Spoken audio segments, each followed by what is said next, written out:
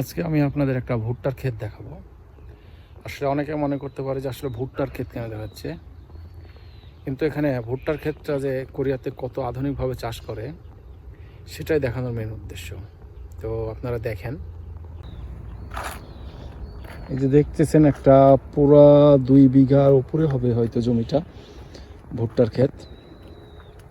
এই পুরো ভুট্টার ক্ষেতটা একটা কৃষক একদিনে চষছে, জমি চাষ করছে একদিনে, এবং একদিনেই সে একাই মালচিং পেপার বিছাইছে এবং একাই এই চারাগুলা একদিনে লাগাইছে। তো আসলে সবগুলাই এগুলো মেশিনে লাগানোর কারণে সে একদিনে পারছে। এবং এখানে গাছগুলো দেখেন যে প্রতিটা গাছ একটা থেকে একটা গাছ এর দূরত্ব কেমন, প্রতিটা বেড মালচিংয়ের, আর প্রতিটা গাছ সমান, একই মোটা। এর মেন কারণ হলো যে এরা ভুট্টার বীজ চাষ করে না, বীজ লাগায় না আর কি। এরা ভুট্টার লাগায় প্রথমে চারা তৈরি করে, কোকোপিট দিয়ে চারা তৈরি করে এবং সেই চারা তারা রোপণ করে। এখানে দুইটা কারণ। এক হলো এখানকার মাটির আর্দ্রতা খুবই কম।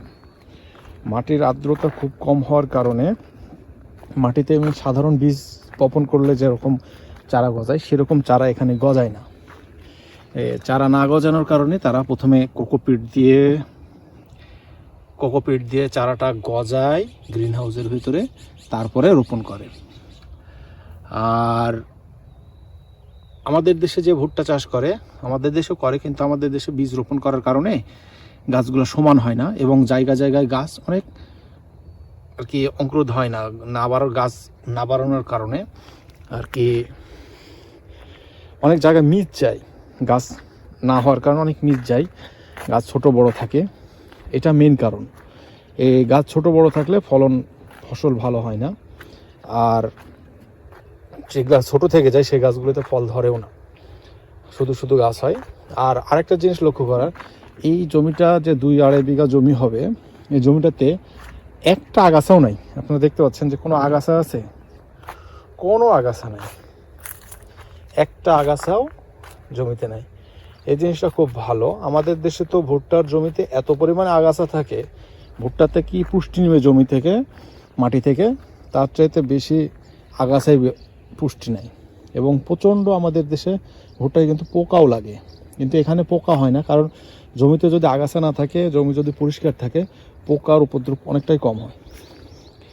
তো এই উদ্দেশ্য ছিল আপনাদেরকে এই ভুট্টার ক্ষেত দেখানোর। আপনারা অবশ্যই মতামত জানাবেন যে আসলে এভাবে চাষাবাদ লাভজনক কিনা। আর একটা বিষয় অবশ্যই বলা দরকার, এই কৃষক কেন একা লাগায় এবং একাই আর কি সব কিছু করে, কারণ এখানে শ্রমিকের মূল্য অনেক বেশি। যদি একটা শ্রমিক নেওয়া লাগে, যদি 8-9 ঘন্টা কাজ করে, সেক্ষেত্রে দেখা যাচ্ছে যে তার বাংলাদেশি টাকা 15-20 হাজার টাকা চলে যাবে একটা শ্রমিকের পেছনেই। তো আসলে শ্রমিক নিলে পারে তার ভুট্টা বেচে সেভাবে লাভই হবে না। সেই কারণে মেশিনের দ্বারা এরা লাগায় এবং একাই করে অধিকাংশ জায়গাতে। তো ভালো থাকবেন আপনারা, সুস্থ থাকবেন, আর অবশ্যই শেয়ার করবেন। কারণ হলো যে যদি কেউ এটা দেখে একটু উপকৃত হয়, অবশ্যই বাংলাদেশের কোনো কৃষক যদি এইভাবে চাষাবাদ করে, সেটা আমাদের জন্য অনেক ভালো। তো ঠিক আছে, ভালো থাকবেন আপনারা, আল্লাহ হাফেজ। তো এটাই মূলত মেন উদ্দেশ্য ছিল আপনাদের ভুট্টার ক্ষেত দেখানোর, যে এখানকার চাষাবাদের পদ্ধতিটা। তো এইভাবে চাষাবাদ করলে বাংলাদেশের কৃষক কি লাভবান হবে, উপকৃত হবে কিনা, এই জিনিসটা অবশ্যই আপনার মতামতে জানাবেন এবং অবশ্যই শেয়ার করবেন যে বাংলাদেশের যদি কোনো একটা কৃষকও যদি এইভাবে চাষাবাদ করে লাভবান হতে পারে, সেটাই এই ভিডিওটার সার্থকতা। তো ভালো থাকবেন, আল্লাহ হাফেজ।